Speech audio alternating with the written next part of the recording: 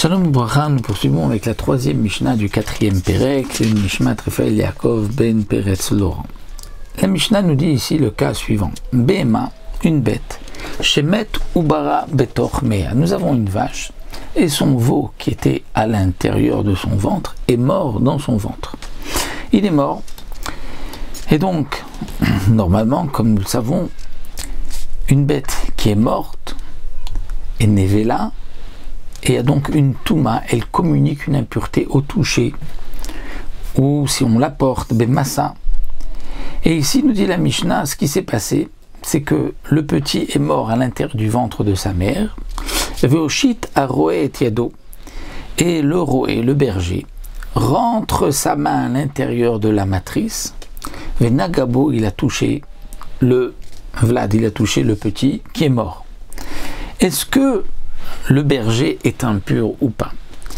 La Mishnah nous dit ben bébé matmea, qu'il s'agisse d'une bête non cachère tmea, c'est-à-dire une ânesse ou une jument, ben bébé mateora, ou qu'il s'agisse d'une bête pure, une vache, une chèvre, une brebis.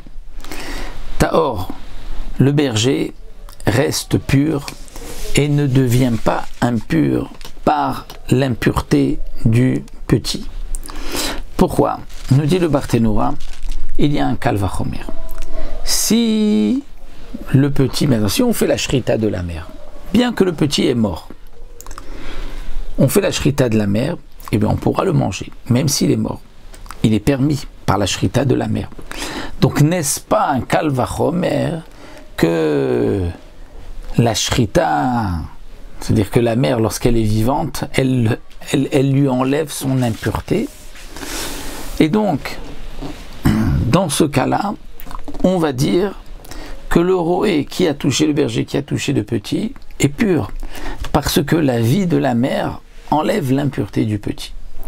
Alors, on va se poser la question, mais ça c'est valable pour la bête qui est cachère, puisque la bête qui est cachère, si on fait la shrita, on va permettre le petit. Mais la bête qui n'est pas cachère, c'est une jument, une ânesse, il n'y a pas de shrita, donc on ne pourra pas permettre le petit. Eh bien, malgré tout, dit le Barthénoura, on apprend dans notre pasouk, il y a un ékesh entre la béma impure et la béma théora, pour nous dire de la même manière que la béma théora, le petit reste taor, de même pour la béma tméa. Mais justement, Rabbi Yossi Aglili Omer betmea tamé ou beteorato. Rabbi Yossi Aglili n'est pas d'accord. Il dit que si la bête n'est pas cachère, une jument, une ânesse, le petit est tamé. Si la bête est pure, alors à ce moment-là, le petit sera aussi pur. Et donc le Barthénoura nous dit, Rabbi Yossi Aglili il apprend d'un pasouk, c'est marqué au nefesh hashtega bochol davar tamé, etc. Et donc, on vient dire, c'est quoi nevelat chayat mea, nevelat behemat mea, comme si c'était que la nevela d'une bête impure qui rend impure et pas la nevela d'une bête pure.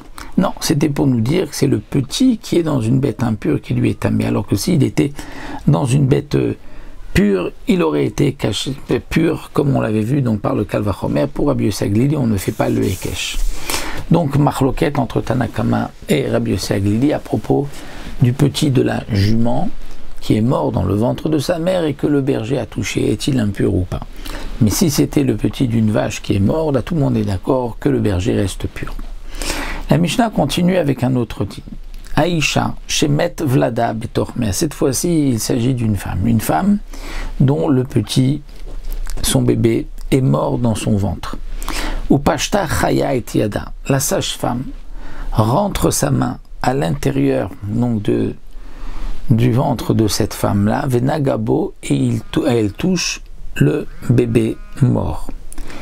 Est-ce que la Chaya, est-ce que cette sage-femme est-elle impure ou pas? Eh bien, nous dit la Mishnah, Achayat me'atumat shiva. La Chaya, la sage-femme, est impure d'une impureté de 7 jours, comme si elle a touché un mort. Ve'aïcha, mais la femme, la mère, Théora reste pure, jusqu'à ce que le petit sort. Pourquoi? Est-ce qu'il y a eu une impureté tant que le bébé n'est pas sorti? Alors le Barthénoura nous explique, la sage-femme, son impureté n'est que midera banane. Pourquoi?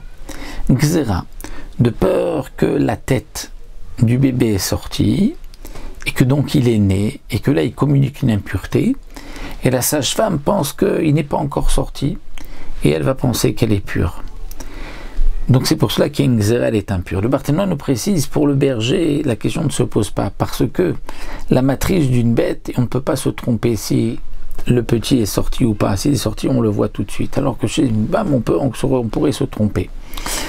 Et donc c'est pour cela qu'il y a une différence entre la sage-femme et la mère elle-même. La sage-femme, il y a une crainte, peut-être que le petit a sorti sa tête, et que donc puisqu'il est né là, il communique une impureté, et qu'elle pense qu'il n'est pas encore sorti, donc il n'y a pas d'impureté, et donc c'est pour cela qu'on va la rendre impure. Mais la mère, il n'y a pas de crainte. Pourquoi? Parce que la mère, elle va sentir si la tête est sortie, et donc elle ne risque pas de se tromper. C'est ça la différence entre la mère et la sage-femme. Donc lorsque le bébé a sorti sa tête, c'est là qu'il y a une impureté, et l'impureté ne se fait que lorsque le bébé est sorti donc à l'ère de ce monde.